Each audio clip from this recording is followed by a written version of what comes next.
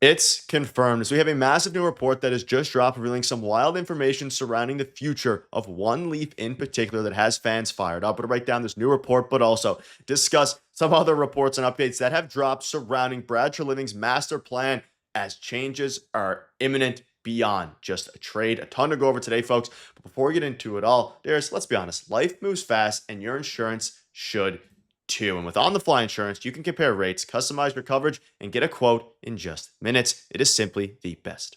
Yeah, and it's really innovative. It's 100% online, 100% secure, and the best of all, Nick, it's 100% Canadian. So whether you're on the go or planning ahead, protect what matters most to you with ease. Yeah, visit ontheflyinsurance.com. Protection made easy. Built for life on the fly. There'll be a link in the description and the pinned comment as well. So make sure to check that out. And thank you to On the Fly Insurance once again for sponsoring this video. There's a lot to go over today. Now, obviously, we know the Leafs are coming off of a statement win, and we'll dive into some of the positives, but there's also a lot of updates that cannot be ignored because that win yesterday, at least in my mind, doesn't solve, it solves a temporary issue, which is losing games nonstop, but there's still bigger issues at hand. And let's dive into a new report that has dropped here from David Pagnotta. So, regarding the Leafs, he says that if they really up their efforts to try to bring in somebody that can stabilize that top six, you're probably going to hear names like Max Domi and Brandon Carlo as the names that are going to be heading out. Those are the two names that have been floated out recently. So it is confirmed here. Max Domi is indeed being shopped by the Toronto Maple Leafs, and this has been confirmed by Pagnotta. It's been confirmed by, I think, in passing, Darren Dreger, Nikiforos. All these guys, as of late, are starting to say that Max Domi is the one who is going to be at least shopped and potentially traded in any move for a top six, and whether that's because of the salary implications. Of course, he got scratched recently. There seems to be some sort of bad blood in the air, which we'll dive into in a minute here. Not necessarily anything crazy, but Darius, for the first time, we have confirmation that Max Domi is going to be potentially on the way out. Yeah, he's potentially on the trade block right now, and they're, making a lot of calls. I think the Toronto Maple Leafs and Brad Treliving is the last little while, but it seems to me like Max Domi is at the forefront of that because if you look at how much he makes, just under $4 million, it's too much for a team where you don't really know where he fits into the team on any given night, right? With the current lineup that they have and the current players that they have. And of course, it's nice to have depth if you have an injury, but where exactly does he fall, right, in this lineup? So you have to look at that moving forward. We've been talking about that all season since they acquired a guy like Scott Laughton, for example. So we've been discussing this. He was just healthy scratched, like you mentioned as well. He did respond well. He had a better game in Pittsburgh. He did. He had 2 assists. It was a better game.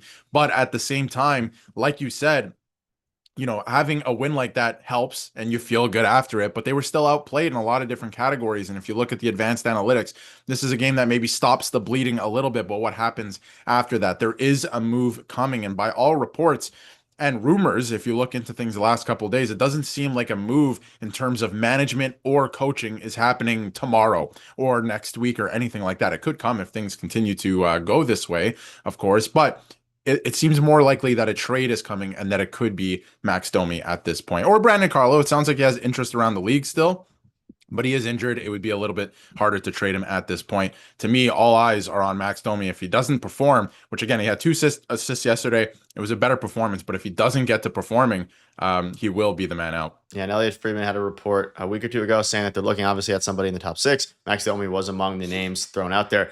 And Max Domi, you mentioned he was scratched yesterday. We can see here.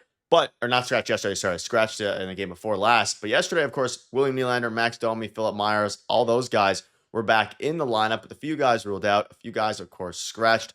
Matias Maccelli out once again. And Max Domi, you mentioned, had a really good game. We'll dive into the game. But he was asked about being scratched for the previous game before returning to the lineup tonight. And he said, not going to answer anything about that. That's behind us now, so we'll focus on the win tonight. It was huge, and I'll go from there. So this had some fans, I guess, fired up to a degree because they were saying that he should have answered maybe with more grace, I guess, if you want to put it that way. What are your thoughts on this response from Max Domi? I get what he's saying. I mean, ultimately they had a statement win. They destroyed the Pittsburgh Penguins in a must-win game. Former GM, GM on GM there with in the fan base, at least between, of course, Kyle Dubas, now with Brad Treliving being under fire a little bit. It was a big win. But Max Domi, on the other hand, he did get scratched. He didn't seem, at least my read on it, not a bad answer, but he didn't seem too happy about it based on this. No, and I don't blame him. He's not happy. I mean, I'm sure you would have liked an answer where he takes accountability, and that's the thing that we've been talking about, right? The last number of years, 8 years, 10 years at this point, not taking accountability. So he does kind of run away from that a little bit in terms of this answer. But what is he really going to say? He's been poor. He was scratched and then he responded well. That's exactly what you want. That's exactly what happened to Dakota Joshua as well this weekend, right? He had a really, really good game yesterday and he's been playing probably his best hockey as a Leaf the last 2 games that he's been in. So, he did respond well to that. Domi responded well to it. He's not going to say too much. We know he was bad, but I think what Leaf fans are upset about is the fact that they're not taking accountability and they're not coming out in front of the media and saying, I was bad. And for these reasons, I think that's why I was scratched, something like that. But at the end of the day, I get what he's trying to say. You put your head down, you move forward. He had 2 points. It was a good game. Let me try and replicate this performance, is what he's trying to say. So as long as he's able to do that, I don't care what these guys say. Just put it into action, right? I think really that's what Leaf fans want at the end of the day. But I do understand why some would be mad about the lack of accountability and how sometimes they gloss over things. They're like, oh, we'll just put our head down and get to work. And then the next game, you get the same result, right? So I think fans just want a little bit more accountability. But at the end of the day, as long as he's putting in performances like he did against Pittsburgh with a couple points and just skating well, skating hard, I think things will, be okay. But I still think that when you're talking about, trade chips, he has to play a lot better and more consistently for him to get off that trade block at this point. He has to put together some really, really good performances. So we'll see what ultimately ends up happening, but I think it's just a lack of accountability that fans are upset about. Yeah, and ultimately they did win the game anyway, so it wasn't a huge deal. But Dakota Joshua's answer was different than this. Dakota took accountability and basically saying that he hasn't been playing good and he had to be better. So, tale of two answers there. And speaking of, Joshua and Nicola Watt played their best games of the year. Dennis Hildeby was great. Matthews showed some real velocity. It was a great game yesterday. We can briefly touch on it. Max Domi spoke out on Dennis Hildeby and his performance. Unbelievable. He was great. He's been great all year. You see him in practice. Funny dude. Made some big saves tonight. And the development of Hildeby